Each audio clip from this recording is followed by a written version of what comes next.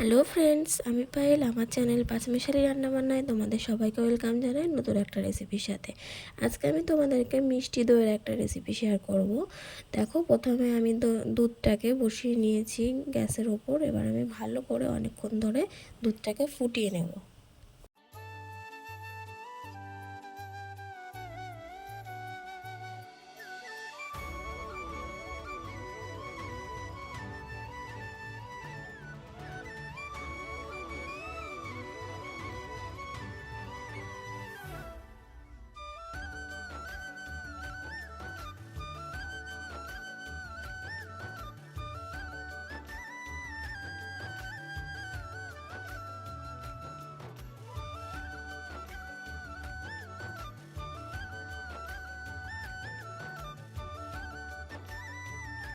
এরপর আমি দুধটাকে ফুটিয়ে নেওয়ার পর চিনি দিয়ে দিলাম। আমি এখানে 500 গ্রাম দুধ নিয়েছি, তাই পরিমাণ মতো চিনি দিলাম।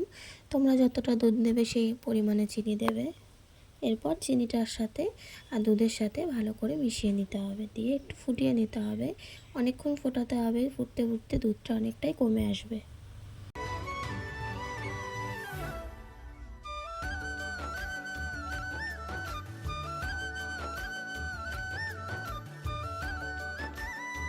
আর এইদিকে আমি দেখো টক দই নিয়েছি। কিছুটা পরিমাণ টক দই নিয়ে দইটাকে ভালো করে একটু আমি ফেটিয়ে নেব। আর এটা তো স্কিপ করাই যাবে না, এটার জন্যই দইটা বসবে। এটা না দিলে কোনো দই তৈরি হবে না।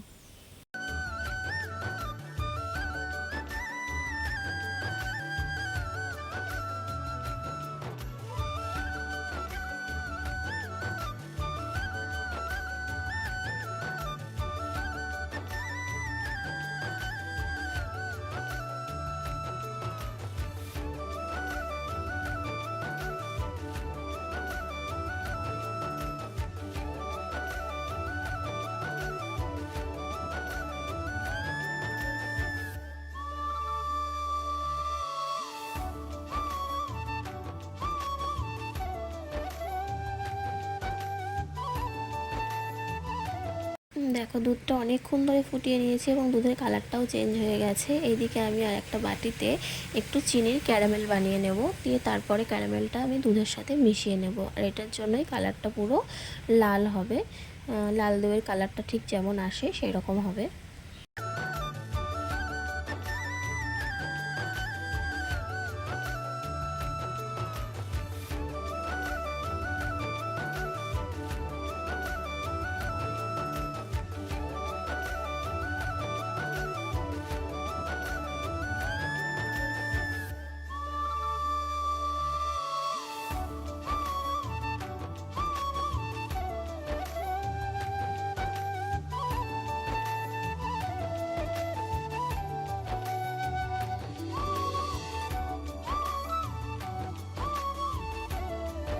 দেখো, ক্যারামেল পুরো রেডি হয়ে গেছে। এরপর ক্যারামেলটা পুরো ডিরেক্ট দুধের মধ্যে দিয়ে দেওয়া যাবে না, অল্প একটু দুধের সাথে আগে মিক্সড করে নিতে হবে। এরপর আমি এটাকে পুরো দুধের মধ্যে ভালো করে মিশিয়ে নেব।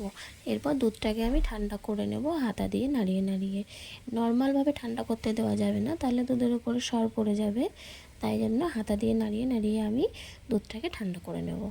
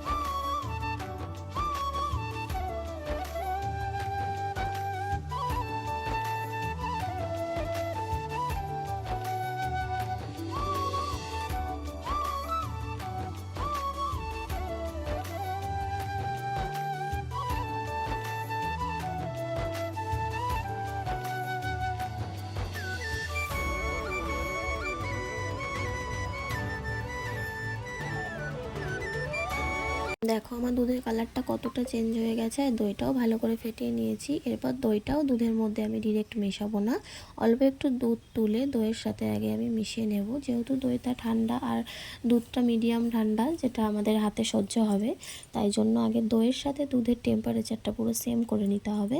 তারপরে আমি এই দইটাকে ওই দুধের মধ্যে মিশিয়ে দেবো ভালো করে।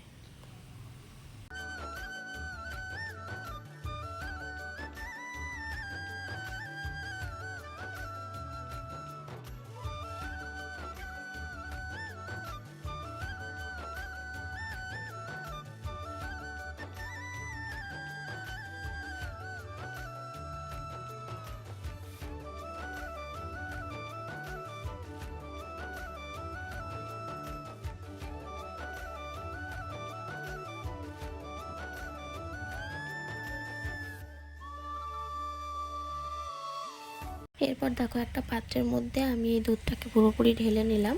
এরপর আমি একটা প্লেট দিয়ে এটাকে চাপা দিয়ে রাখবো এবং একটা কাপড় বা ওড়না দিয়ে আমি এটাকে গরম জায়গায় রেখে দেবো। এটা কিন্তু ফ্রিজে রাখা যাবে না।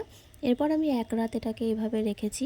রাখার পরে দেখো আমি ঢাকনাটা খুলছি, কেমন দেখতে হয়েছে। দইটা তো আমার পুরোপুরি বসে গেছে, কিন্তু এই অবস্থাতে খাওয়া যাবে না। চাইলে এই অবস্থাতেও খেতে পারো, কিন্তু এটাকে ফ্রিজের মধ্যে 2 ঘন্টা ঠান্ডা করে রেখে তারপরে খেলে আরও সুন্দর লাগবে। তাই জন্য আমি এটাকে 2 ঘন্টা ফ্রিজের মধ্যে রেখে তারপরে আমি এটাকে তোমাদেরকে দেখাচ্ছি।